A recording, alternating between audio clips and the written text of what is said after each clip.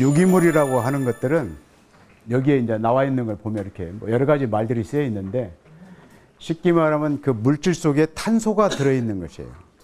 그러니까 우리가 요소도 보면 원래 이렇게 화합물 이 구조가 이렇게 생겼습니다. NH2에 2에 CO, 이 C가 탄소잖아요. 그래서 요소도 탄소가 들어있어서 엄격히 말하면 유기물이에요. 근데 저게 이제 여러분이 쓰는 요소 비료는 화학적으로 만들기 때문에 우리가 화학비료 그러지, 요소도 엄격하게 말하면 유기물이다. 그리고 유기화합물이라고 하는 것은 불에 탈 수 있는 것들은 다 유기화합물이라고 보면 돼요. 우리 선생님, 비닐도 불에 타죠? 예. 그럼 비닐도 땅속에다 유기물로 넣으면 되겠네. 불에다 타는 건 다 유기물이라고 했으니까. 안 그래요? 스티로폼 불에 타요, 안 타요? 타요. 타면 스티로폼도 넣으면 되겠네. 그건 아니겠지. 왜요? 네? 그 화학 아니, 다 불에 타면 유기물이라고 했잖아요. 넣을 거 없으면 그냥 넣으세요. 비닐도 넣고 스티로폼도 넣고. 단지 걔들이 분해되려면 한 500년 걸린다네. 한 500년 걸려서 그렇지. 그냥 뭐 넣을 거 없으면 하여튼 넣으세요. 이렇게 뭐 비닐봉투 같은 거 한 3, 40년 걸린답니다. 분해되는데. 그래서 우리가 안 쓸 뿐이지. 이게 미국 같은 데는 워낙 그 불모지가 많잖아요. 미국 땅은. 그래서 얘들은 저런 폐기물이 나오면 그 불모지 같은 사막에다 갖다 버려버려요. 그래서 그냥 몇백 년 놔두는 거지, 거기다가. 유기물은 우리가 비료의 3요소가 뭐죠? 질소, 인산, 칼리.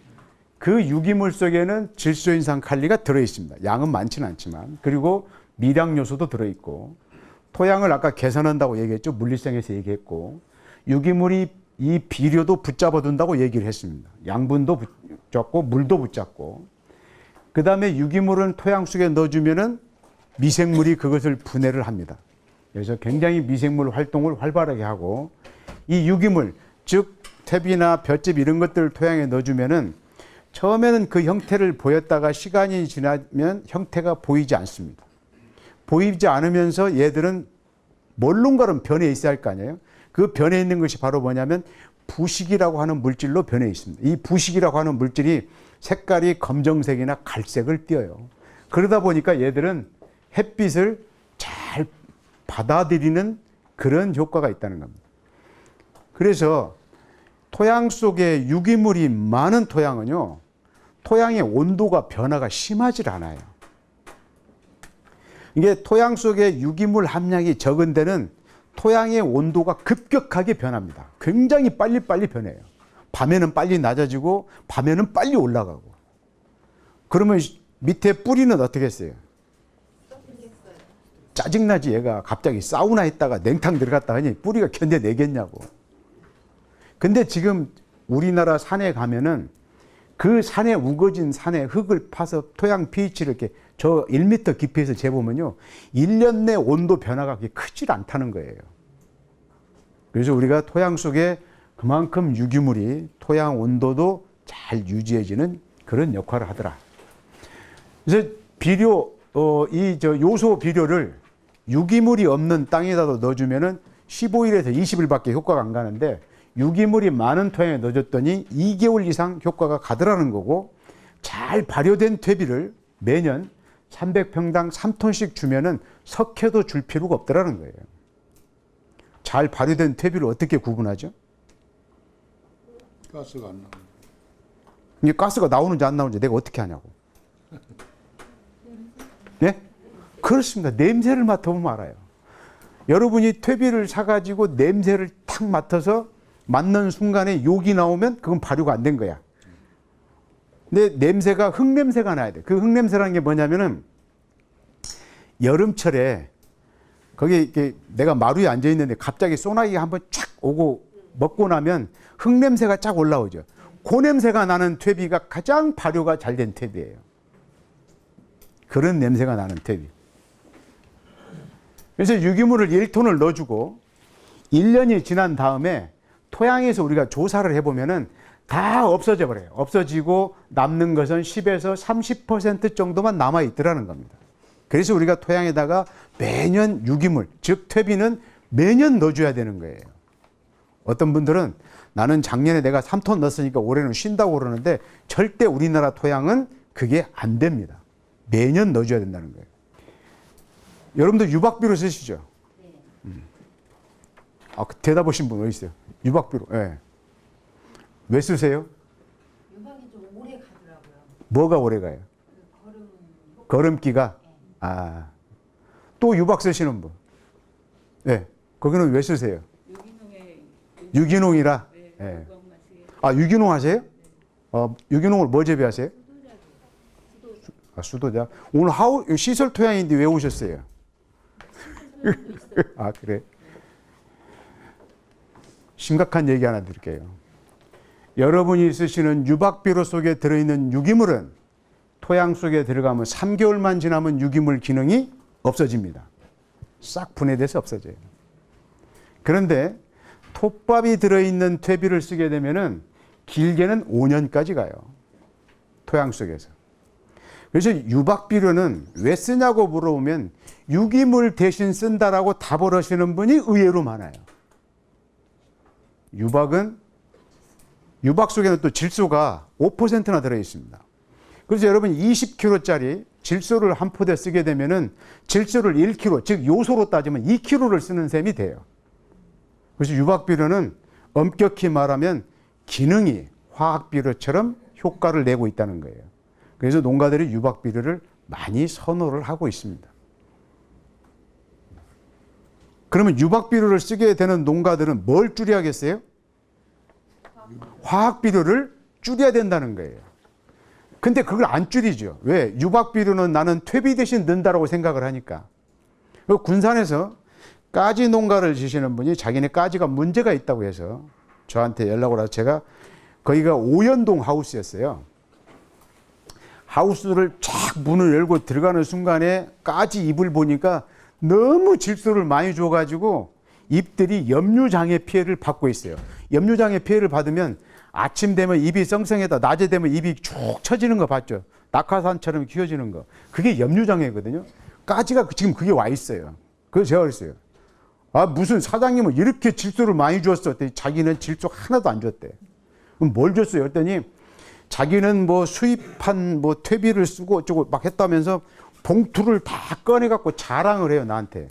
나 이걸 썼고, 이걸 썼고, 이걸 썼다. 근데 그 포대를 제가 이제 자세히 보여줬어요. 자, 봐라. 당신이 썼다고 하는 포대에 질소 양이 얼마나 들어있는가 봐라.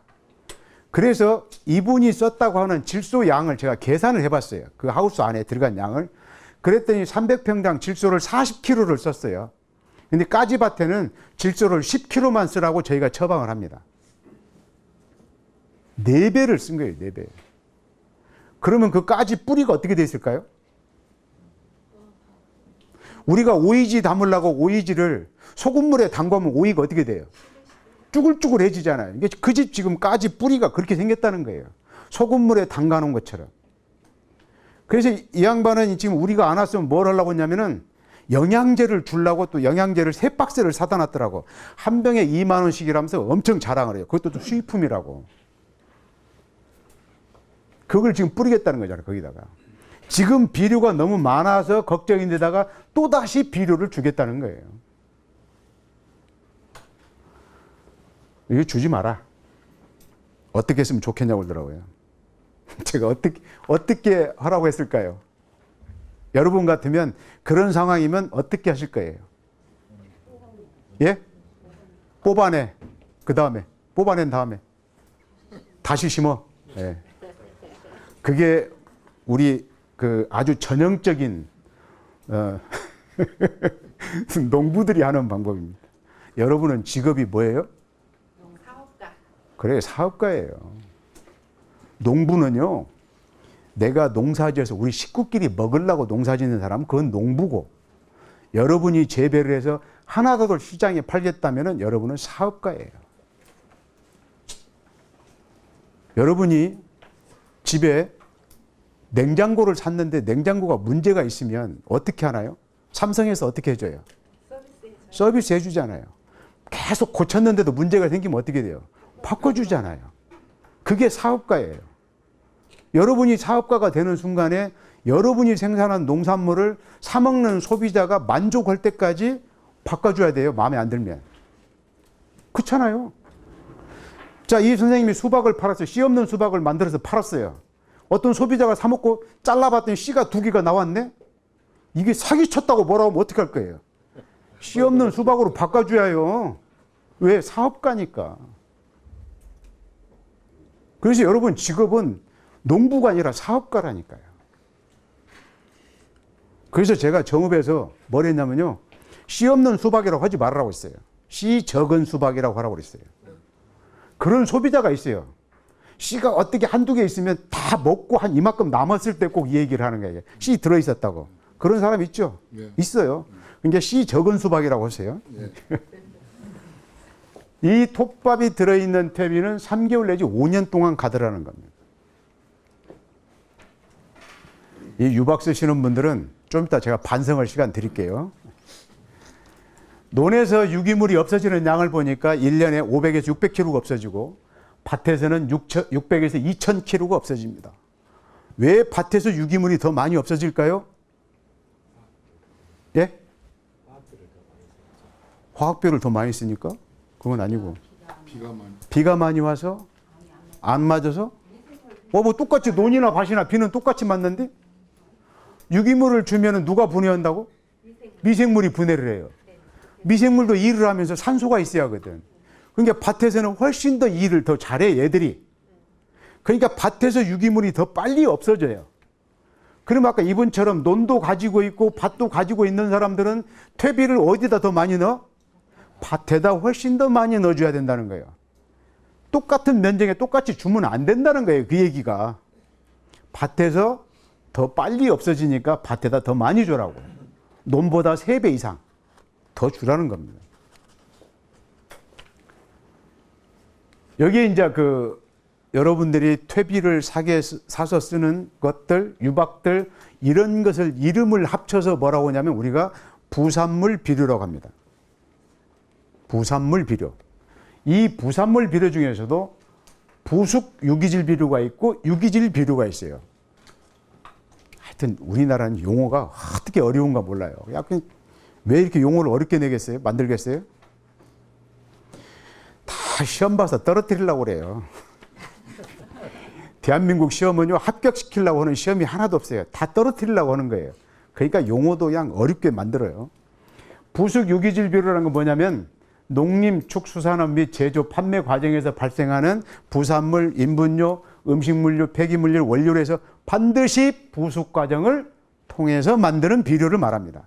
반드시 부숙을 시켜야 돼요. 대표적인 게 가축분 퇴비, 부숙기업, 분뇨잔사, 부엽도 이런 게 있습니다. 이 가축분뇨 발효액이 바로 우리가 보통 말하는 액비라고 하는 것이 바로 이거예요. 가축분 퇴비하고 퇴비는 뭔 차이가 있냐?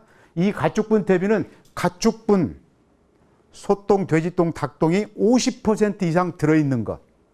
그 이하는 그냥 퇴비라고 이렇게 구분을 하고 있습니다. 여러분은 알 수 있어요, 없어요? 몰라. 판매하는 사람 양심에 맡기는 거야, 그냥. 내가 그걸 어떻게 알겠어요? 이게 부숙 유기질, 우리가 말하는 소위 말하는 포대퇴비라고 하는 것이 바로 여기에 해당된다는 거죠. 그 다음에 유기질 비료, 아까 말했던 유박이라고 하는 게 해당되는 것들이 여기입니다. 거기는 질소인산 칼리 및 유기물을 일정량 보증을 해야 돼요. 유박 비료에는 질소인산 칼리가 꼭 들어있다는 겁니다. 합쳐서 7% 이상.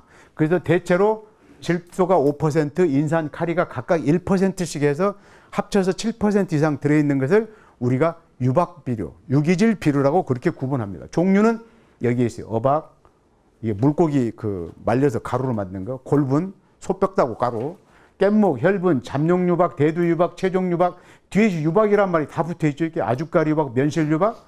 이것을 합쳐서 우리가 보통 농가들은 유박비료 그렇게 얘기합니다. 이 유박비료 중에서도 이런 잠룡이라든가 대두, 최종 이런 것들은 다 기름 짜고 나면 찌꺼기들이에요. 이걸 수입해가지고 비료 만드는 것은 하나도 없고 전부 다 사료로 만들고 있습니다. 비료 만드는 것은 이거밖에 없어요. 아주가리 유박. 아주가리가 뭐죠? 피마자. 네. 이것은 사료로 못 만들어요. 왜? 아주가리는 개나 고양이가 보면 피똥 싸고 죽어. 그래서 얘만 지금 비료로 만드는 거예요, 지금. 이 아주, 우리 옛날에 그랬잖아요. 똥 못 싸고 그러면 피마자 기름 먹인다고 했잖아요.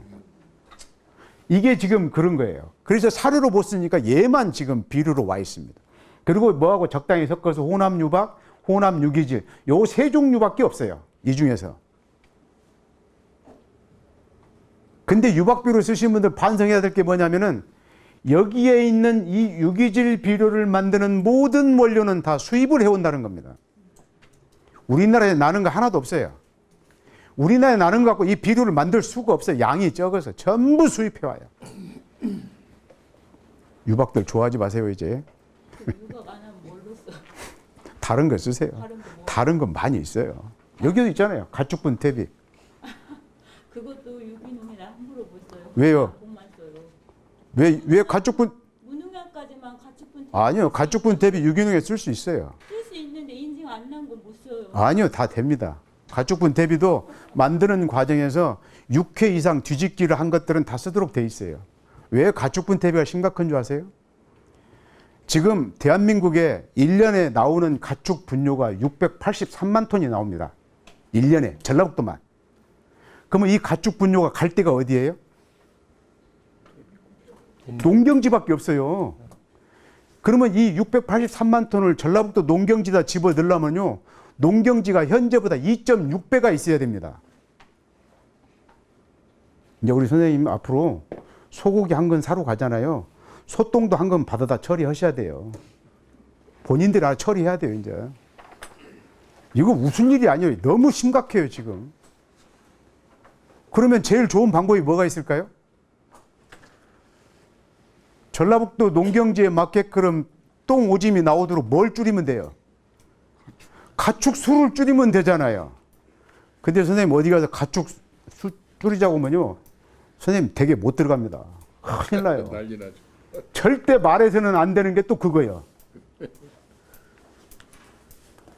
말을 하면 큰일 나요, 그거. 가축 사육주수 줄이자? 대한민국에서는 금기사항입니다. 그럼 우리는 어떻게 하면 되겠어요? 우리가 고기를 안 먹어버려요. 근데 한 3일만 안 먹으면 고기 생각 나잖아요, 이제.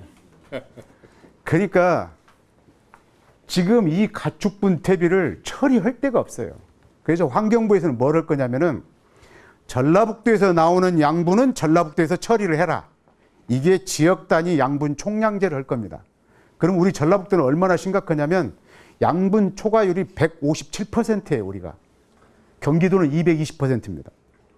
그러면 경기도에서 소 키우는 사람들은 소똥 처리할 때요, 본인이 돈 내야 돼요. 그래야 퇴비공장에서 소똥을 가져가. 돈 안 내면 안 가져가요, 이제. 그게 지금 충청도까지 내려왔습니다. 그 다음에 누구 차례예요? 우리 차례예요, 이제. 그래서 제가 아까 얘기했잖아요. 소고기 한 건 사면 소똥 내가 한 건 갖다가 처리를 해야 돼요, 이제. 돼지고기 한 건 사면 돼지똥 내가 받아다가 어떻게 처리해야 돼요. 돼지고기값, 소고기값 다 처리 비용 들어. 그 말이 그 말이에요, 그게. 대가 지불했는데 돈까지 지워야 돼요. 아니, 이게 더 올라가요, 이제. 그 돈이. 왜? 그거 처리하려면 돈을 내야 되니까. 그 다음에 또 하나 심각한 게 있어요. 이겁니다. 음식물 쓰레기. 오늘 여러분이 점심 때 혹시 밖에서 식당에서 식사하신 분, 그 테이블에 있는 거 반찬 다 드셨나요? 남겨놓고 왔죠? 그 반찬 어디로 갈까요? 쓰레기입니다. 그거 이제 어디다 처리할까요? 농경지로밖에 갈 데가 없어요, 가들도. 근데 그놈을 만약에 여러분이 싹 먹고 뱃속에다 다 집어넣고 여러분이 가서 배설해 놓으면 배설물에 대해서는 우리가 시스템이 아주 잘 돼 있어요. 네, 그곳은 처리하는 시설이 완벽합니다. 정화조 처리하는 것은요, 우리가 완벽하게 해결해 놨어요. 저 시골까지 다 해결이 끝났습니다. 그러니까 여러분 식당에 가면 이제 뭘 해야 되겠어요? 모든 반찬은 다 드세요. 그게 국가를 위하는 겁니다. 1년에 쓰레기 나오는 양이 우리나라 뭐 쓰레기가 5천만 톤이래요. 1년에 나오는 양이. 그게 다 이제 농경지로 와야 돼요. 근데 아까 가축 분뇨도 지금 농경지로 못 가는데 음식물 쓰레기까지 오니 이제 어떻게 되겠어요? 그러면 누가 그렇대요? 가축 분뇨를 퇴비를 만들어서 수출하자. 가축 분뇨는요, 원래 국경을 못 넘게 돼 있어요.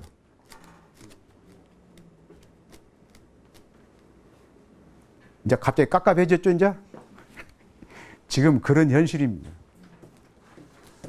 이제 이런 어려운 여건이 자꾸 생기는 거예요.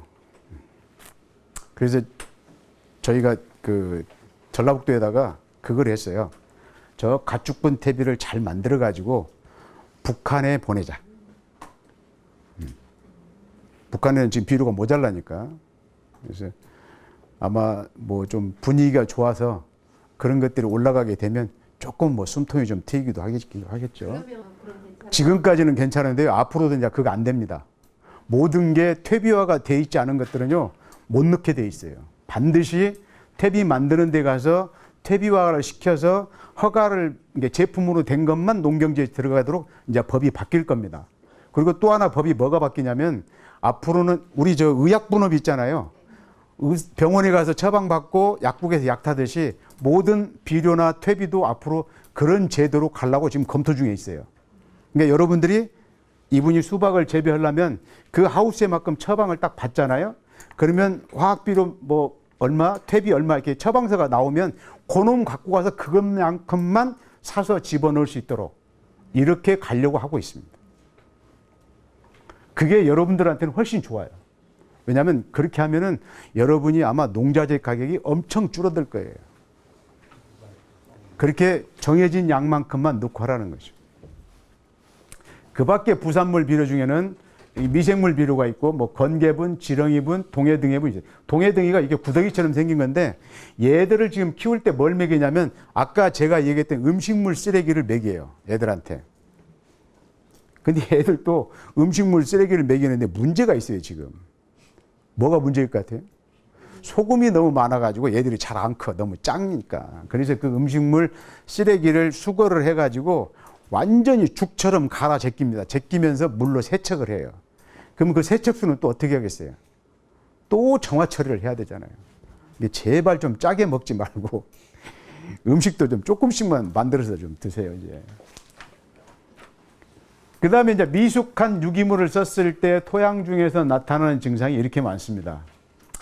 철과 망간, 독성도 나오고 식물의 칼리 흡수도 방해하고 인산도 고정하고 역병도 발생하는 그런 증상이 나온다는 겁니다. 그래서 꼭 발효된 퇴비를 쓰라는 거고요. 그 다음에 이제 토양의 생물성 개선입니다. 우리가 토양에 유기물을 넣어주면은 미생물이 분해하고 분해하는 과정에서 양분이나 작물에게 필요한 그런 물질이 나오고 이런 최종 그 산물인 부식과 미생물의 점액 물질이 토양의 입단 구조를 생성을 촉진한다. 이게 이제 토양의 생물성을 개선하는 거죠. 그러면 우리가 토양 내에서 미생물이 하는 일 중에 가장 진짜 중요한 일이 뭐냐면은 바로 이거예요. 토양 내 질소를 만들어준다는 겁니다.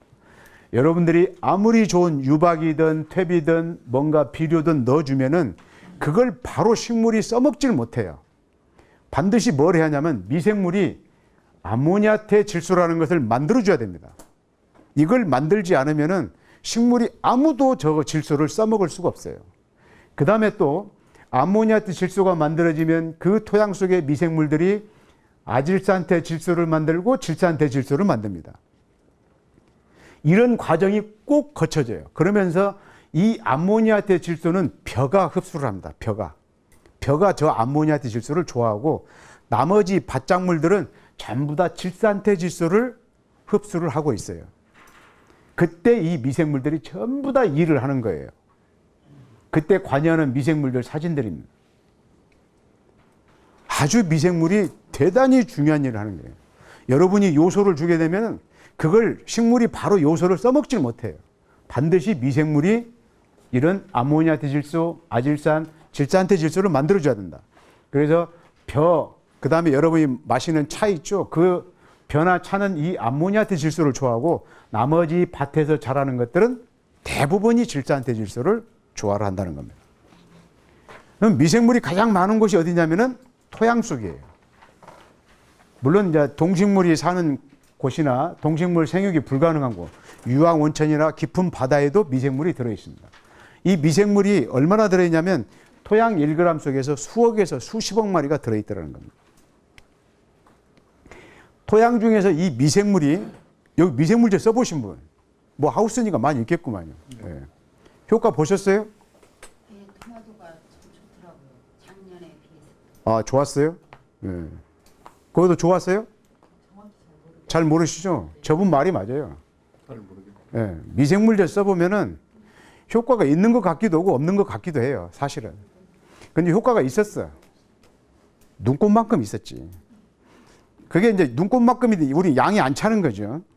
농가들은 그렇잖아요. 300평에서 고추 5나무 죽으면 뭐라고 하죠? 에이씨, 올해 고추 다 죽어버렸어요. 그게 농가들이에요.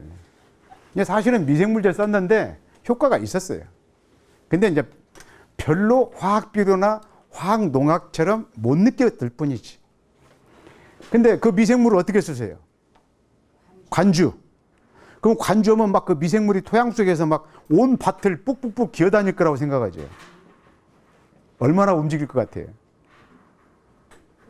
우리가 토양에다 미생물을 주면은 그 미생물이 1cm도 못 갑니다. 걔들이 움직일 수 있는 방법은 토양에 물이 흘러가면 물 따라, 바람 따라, 흙이 옮겨지면 토양 속에 동물이 움직이면 동물 몸에 붙어가지고 움직일 뿐이에요. 토양 1g에 수억에서 수십억 마리면요. 우리 선생님 하나, 둘, 셋, 세기 시작했고 1억까지 세는데 시간이 얼마나 걸릴까요? 말해봐. 아, 대충이라도 좀 한번 말해보세요. 팔순자. 수학자가 계산해 보니까 12년 8개월 걸린대요. 1억까지 세는데. 근데 그놈의 수억에서 수십억 마리가 1g이면요. 토양 1g이면 어느 정도 되냐면 우리가 커피 타서 들 때 스푼에 그게 하나 뜨면 그게 토양 한 1g 됩니다. 그 속에 미생물이 수억에서 수십억 마리가 들어있다는 거예요. 엄청난 양이죠. 그것을 300평에서 숫자로 계산해 보니까 한 12경마리 정도 나와요. 12경이면 이제 몇 대손 걸쳐서 이제 숫자 세야겠죠. 근데 여러분들이 아까 저분처럼 미생물 제제를 한 병을 가지고 내가 300평에다 뿌려봤어요. 그러면 그 한 병 속에 미생물이 어느 정도 들어있냐면 아주 미생물을 잘 키운 것들이 한 병 속에 약 한 100억 마리 정도 들어있습니다. 그럼 이 한 병을 물에 타가지고 300평에 뿌리면은 이 속에 있는 미생물들하고 얘들을 만나서 뭘 할까요? 서로 경합을 해요. 먹을 거, 살, 집을 놓고. 경합하는데 숫자 비율을 보니까 여기 있는 한 마리가 토양 속에 있는 미생물 1200만 마리를 만나야 돼요. 살 수 있겠어요? 싸워서 이길 수 있을까요? 힘들죠. 그러면 우리가 내가 주는 미생물이 최소한 토양 속에 들어서 살아나려면 얼마면 될까 봤더니 1대 1200 정도. 그러니까 여기에다가 100억 마리 들어있는 10,000병은 넣어 주어야 그래도 내가 주는 미생물이 토양 속에 들어가서 조금이라도 살아나겠구나. 이렇게 되더라는 거예요. 이론적으로.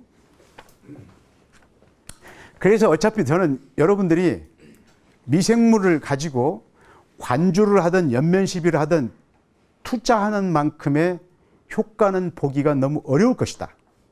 우리가 가성비라는 말이 있잖아요. 여러분이 농사 지면서 1,000원을 투자를 했으면 여러분은 효과를 얼마치를 봐야 된다고 생각하십니까? 아, 대단해요. 저게 진짜 사업가예요. 10,000원은 봐야지. 근데 제가 보면 미생물은 1,000원어치 투자를 하면요. 한 1,010원이나 효과 보는 것 같아요. 그래서 저는 별로 미생물은 권하고 싶지 않습니다. 가성비가 떨어지기 때문에. 근데 나는 미생물을 안 쓰면 도저히 잠이 안 오고 그냥 안 된다 하시는 분은 미생물 쓰는 방법을 조금 알려드릴게요. 그건 뭐냐면 여러분들이 미생물을 배양을 해서 쓰세요. 배양을 할 때 어떻게 하냐면 골분하고 쌀게 혼합해서 거기에다가 물은 뿌리세요. 누가 물어보대. 물을 얼마나 뿌릴 거냐고. 그냥 적당히 뿌리세요. 이때는 상관없어요. 물은. 뭐 많아도 괜찮고. 우리가 보통 말할 때 물은 약 한 60% 정도 되게 뿌리라고 합니다. 그렇게 하고 거기다가 미생물을 섞으세요. 섞고 나서 이게 비닐로 덮어놓으면 5일만 지나면 여기에 미생물이 쫙 하얗게 퍼집니다. 그놈을 가지고 흙하고 섞어서 뿌려주면 얘네들은 들어가서 살 확률이 있어요. 왜? 지가 먹던 밥하고 살던 집이 같이 가거든. 이것도 어떤 분이 하라고? 미생물을 내가 안 쓰면 도저히 잠을 못 이루는 사람들 쓰라는 얘기예요. 그냥 나는 잠 잘 자겠다 하면은 꼭 그때 쓰시려고 얘 안 쓰셔도 된다고. 이게 지금 정읍에서 혹시 아세요? 이석변 회장님. 네. 예, 이분이 지금 미생물 제제를 쓰고 있는 겁니다. 그분도 미생물을 수박 심기 전에 밭에다가 미생물을 그냥 이렇게 살포를 했어요. 근데 그렇게 내가 쓰지 말라고 나한테 교육을 받고 이 양반이 바꿨어요. 이렇게 쌀게 하우스에다 몽땅 싸다 놓고 여기다 미생물 배양해서 지금 쓰고 있습니다. 그리고 얘를 쫙 뿌리고 노탈해주고 수박을 심고 있어요. 그 효과 있던가요? 그랬더니 있는 것 같아요. 그래요. 이제 있는 것 같아요. 예. 하여튼 있을 거예요. 효과는.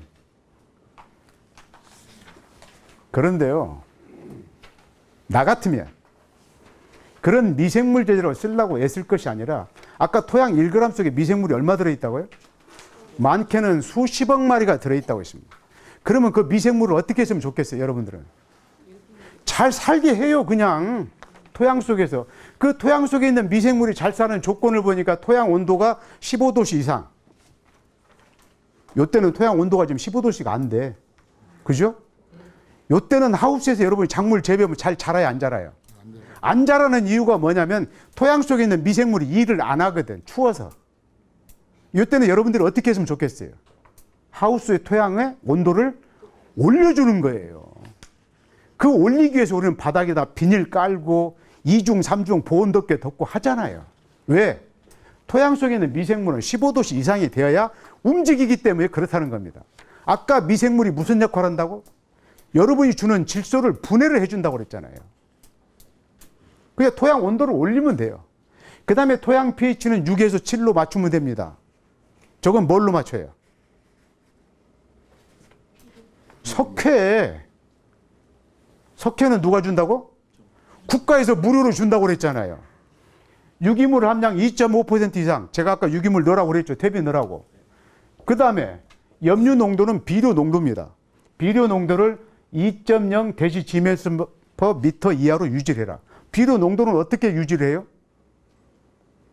비료를 저 수준에 맞추려면 어떻게 하면 됩니까, 여러분은? 토양 검정을 하라고 했잖아요. 여러분이 토양 검정에서 12처방을 주면은요, 이 값이 절대 넘지 않습니다. 지금까지 제가 4가지 하라는 것 중에서 특별한 기술이 있나요? 뭔 특별히 여러분이 미생물을 위해서 돈 쓸 거 있어요? 없어요. 그냥 평소에 여러분이 하는 거 제대로 지켜주면 토양에 있는 미생물은 지네들끼리 무럭무럭 잘 자라간다는 거. 여러분이 토양에다 미생물을 안 넣어줘도 아무 문제 없어요. 넣어주려고 애쓰지 말라고. 제가 주장하는 것은 그거예요. 그래서 저를 제일로 싫어하는 사람이 누가 싫어하겠어요? 미생물 장사들이 저를 제일로 싫어합니다. 하여튼. 근데 우리가 한 자리에서 똑같은 작물을 계속 똑같은 작물만 심어대면요, 토양 속의 미생물 종류가 빈약해지는 것은 사실이에요. 그래서 병원성 미생물이 증가도 합니다. 그래서 우리가 윤작을 하라고 하고 하는 이유가 그거예요. 그래서 지금 제가 무려 2시간 동안에 아직도 할 얘기가 많은데, 지금도 슬라이드가 한 100장 남았는데 큰일이네요. 했던 종류들을 보면 토양의 물리적인 성질을 개선해라, 화학적인 성질을 개선해라, 미생물적인 것을 개선하라, 이 얘기를 다 했어요. 이 얘기를 했는데 뭐 여러 가지 다 나왔는데 이거 정리해 보면요, 최고 간단해요. 여기 굵은 색깔이 다른 걸로 써놨어요. 보면 심경이 물리적인 것에도 있고 화학적인 것에도 있고 미생물에도 심경이 있죠. 그 다음에 퇴비, 물리적인 거 있죠. 화학적인데도 퇴비 있고 미생물적인데도 퇴비가 있어요. 그 다음에 석회 있죠. 석회, 화학적인 거, 미생물적인 거. 그러면 저 한번 따라서 해봅시다. 석회 놓고 퇴비 놓고 깊이 갈자. 석회 놓고 퇴비 놓고 깊이 갈자. 아직 우리 마음이 똑같이 안 맞아서 한 번만 더 해보세요. 석회 놓고 퇴비 놓고 깊이 갈자. 석회 놓고 퇴비 놓고 깊이 갈자. 그렇게 하면 토양에 물리적인 거, 화학적인 거, 생물적인 거 다 해결되죠? 천하에 간다는 것을, 이 말 한마디 하려고 제가 2시간 동안 악썼습니다. 여러분은 이것만 지키면 돼요. 석회 놓고 퇴비 놓고 깊이 가는 거예요. 토양 검정입니다. 아까 저분이 계속 궁금해 하셨던 거. 우리는 이 모든 작물의 표준 시비량을 정해놨어요. 이렇게 뭐 오미자도 1년, 2년, 3년생에 따라서 비료 주는 양이 달라집니다. 그래서 여러분들이 토양 검정을 의뢰를 하게 되면은 이렇게 시비 처방서를 만들어줘요. 전라북도 진안군 진안읍 연장리 591번지에 오미자 2년생 심겠다 하면은 토양 특성이 이렇고 비료는 이렇게 줘라. 퇴비도 이렇게 줘라. 석회도 이렇게 줘라. 이게 다 처방서가 나갑니다. 이게 벼를 재배하는 저 들녘에서 벼를 농가들이 얼마만큼 주고 재배하는가 봤더니 질소를 21kg를 주고 재배를 해요. 근데 우리는 벼를 재배할 때 질소를 11kg 주라고 저희가 표준 시비량을 정해놨습니다. 근데 그 토양에 가서 분석을 해보니까 질소가 3kg가 남아있어서 우리는 질소를 8kg만 주고 벼를 재배를 해봤습니다. 예, 관행 농가, 표준 시비, 토양 검정. 수량 차이는 조금 났어요. 근데 우리가 경제성 분석을 해봤습니다. 수량 감소 여기는 56,000원 손해. 그 대신 여기보다 비료를 그만큼 적게 써서 경영비 절감. 봤더니 비료도 적게 쓰고 수량도 조금 줄었지만 관행 농가에 비해서 36,000원이 이익이더라는 거예요. 근데 저 관행 농가들은요, 못 바꿔요. 왜? 당신이 평생 그렇게 해왔거든. 그래서 오늘 여기 계시는 여러분들한테 비료 주는 양이 올해 비료를 얼마 줄 거냐고 물어보면요, 대답들이 다 똑같을 거예요. 작년하고 똑같이. 다 똑같이 대답이 그렇게 나올 겁니다. 근데 작년에 여러분이 비료를 10kg를 줬으면 하우스는 비료가 과감하게 6 내지 7kg로 줄여야 됩니다. 그렇게 안 주는 사람들은 뭐가 걱정이냐면 토양에 염류가 쌓이기 시작했다는 거예요. 아마 여러분들 여기 앉아 계시는 분들 중에 작년에 10kg 줬는데 올해 6kg만 주고 하라고 하면 할 사람 거의 없을 거예요. 그게 힘들어요, 여러분들한테. 근데 그걸 고치지 않으면 하우스 토양은 절대 개선이 안 됩니다. 여러분이 토양 검정을 하게 되면 옛날에는 검정해서 딱 처방서를 줬어요. 다 가지고 와서 본인들이 다 어떻게 해갖고 없애버려 다.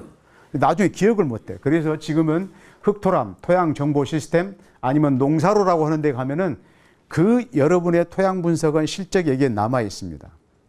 1999년부터 여러분들이 농경지 토양 검정을 한 번이라도 와서 했던 분들은 여기에 다 남아 있어요. 여러분은 없앴지만 우리 기관에서는 다 가지고 있습니다. 그래서 거기에 보면은 이렇게 흑토람 홈페이지가 이렇게 생겼습니다. 거기에 들어가서 비료 사용 처방이라는 데를 클릭을 하면 이렇게 도, 시군구, 읍면동, 리를 선택하도록 되어 있어요. 여기 전라북도 임실군 신평면 가덕리 이렇게 선택을 하면 가덕리에서 그동안 1999년부터 한 번이라도 토양 검정을 한 데는 이렇게 지번이 다 떠요. 한 번이라도 했으면. 여러분이 가서 했는데 안 뜨면 여러분 토양 검정 한 번도 안 했다는 얘기예요. 그래서 여기에 822번지를 선택을 하고 거기에다가 과체류 고추 노지를 노지에다 고추를 심겠다. 작물을 선택을 하게 되면은 이렇게 처방서가 나와요. 나는 고추를 심지 않고 다른 작물을 심겠다. 작물을 여러분들이 마음대로 바꿔볼 수 있습니다. 133개에 대해서 그걸 해놨어요. 그 다음에 또 흑토람에서 여러분이 들고 다니는 핸드폰에서도 이 검증이 가능합니다. 이 주소에 들어가면 여러분 핸드폰에서 있어요. 그래서 핸드폰에서도 전라북도 고창군 흥덕면 신송리 501번지에다가 벼를 재배하겠다 그러면 이렇게 처방서가 바로 핸드폰에서도 볼 수 있도록 해놨습니다. 그 다음에 흑토람에 들어가서 여러분들이 내 지역에 어떤 작물이 어디에서 잘 클 수 있을까 이 지도도 확인해 볼 수가 있어요. 전라북도 진안군 진안읍 연장리에서 내가 오미자를 심겠다 해가지고 그 연장리의 지도를 펼쳐보면 이렇게 진한 색이 최적지예요. 그 다음에 여기는 조금 가능지, 이 아이보리 색깔은 생산지가 좀 떨어지는데, 그 다음에 흰색은 여기 흰색은 재배를 하면 안 되는 곳 이렇게 다 해놨습니다. 그러면 여러분 토양을 뜨려면 언제 떠야 되겠어요? 비료 주기 전에. 그래야겠죠? 근데 비료 주기 전에 지금 요새 여러분 토양 떠서 갖다 주면 여기 지금 담당자 지금 그냥 날마다 똥 빠지고 있어요. 분석원이라고. 그래서 여러분은 언제 떠서 갖다 주는 게 좋겠어요? 가을에. 딱 수확하면 바로 토양을 떠서 갖다 주세요. 토양을 뜰 때는 이렇게 한 필지에서 모든 지점이 공평하게 들어가도록 일정한 간격으로 원래는 떠야 돼요, 원칙적으로는. 그런데 이게 지금 한 필지면은 이렇게 지그재그 방향으로, 이게 논이라면 여기서 물이 들어오는 곳, 물이 나가는 곳, 그렇게 방향 따라서 이렇게. 이게 논이 너무 넓으면 2번. 만약에 밭이 경사졌으면 상부, 중부, 하부로 나눠서 토양을 떠서 갖다 주면 됩니다.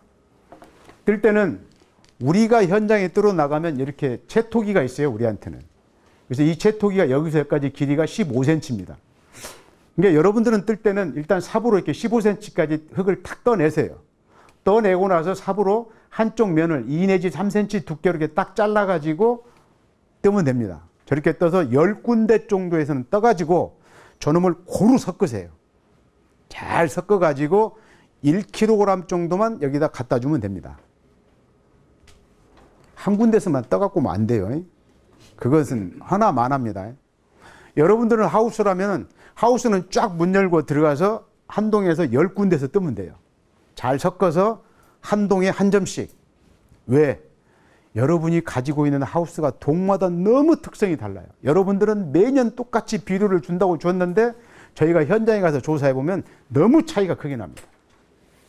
어차피 익사는 공짜라는데 한 동에 한 점씩 떠서 가져오세요. 오늘 가면 이렇게 현장에 가서 이렇게 뜹니다. 하우스에. 그 다음에 만약에 과수원을 하고 있는 분들은 표토를 뭐 한 1 내지 2cm라 있는데 한 5cm 걷어내고 깊이 한 30에서 4cm까지 해서 이렇게 잎이 끝나는 지점에서 안쪽으로 30cm 들어와가지고 한 나무에서 3군데, 그래서 최소한 5나무 정도에서는 저렇게 따갖고 와야 되고, 만약에 밭을 여러분이 이미 다 노타리 쳐가지고 이랑을 만들었으면 여기 이랑 꼭대기에서 뜨지 말고 옆에서 떠갖고 오면 됩니다. 그러면 여기 센터에 지금 시료 봉투가 있어요. 여기 봉투에다가 여러분 채취 지점 꼭 주소를 적어 오는데, 여러분 집 주소가 아니라 토양을 뜬 집원 주소를 떠와야 돼요. 왜냐면은 아까 처방서에 보면 면적이 나오잖아요. 여러분들은 여러분 집원의 면적을 다 안다고 생각하세요? 기억 못해요, 여러분들은. 근데 여기서 정확히 집원을 알려주면 여기 센터에서는 여러분 집원마다 면적들을 다 알고 있습니다. 만약에 여러분이 집 주소를 적어갖고 오면 처방서가 어디로 나가? 마당걸로 나가, 마당걸로. 꼭 그 집원을 적어 오셔야 됩니다. 그래서 이게 떠갖고 오면 우리는 그늘에서, 반드시 그늘에서 토양을 말려야 돼요. 이걸 햇빛에 말리면 토양 속에 있는 질소가 다 날아가가지고 우리가 정확히 모르거든요. 그늘에서 말려서 적당한 수분일 때 망치로 때리고 채로 쳐서 이렇게 만들어요. 이렇게 만드는데 보통 실험실에서 여름철에는 한 일주일, 겨울철에는 한 열흘 이상 걸려요. 잘 안 마르니까 토양이. 근데 오늘 갖다 주고 내일부터 전화를 해야 내 토양 나왔냐고 자꾸 물어보는데 안 돼요, 그거. 왜? 토양을 말리는 시간이 있어야 되니까. 그래서 여러분들은 가을에 떠서 갖다 준 게 좋습니다. 그럼 우리가 실험실에서 다 이렇게 전처리하고 인산도 측정하고 뭐 이렇게 여러 가지 측정해서 주는 거예요.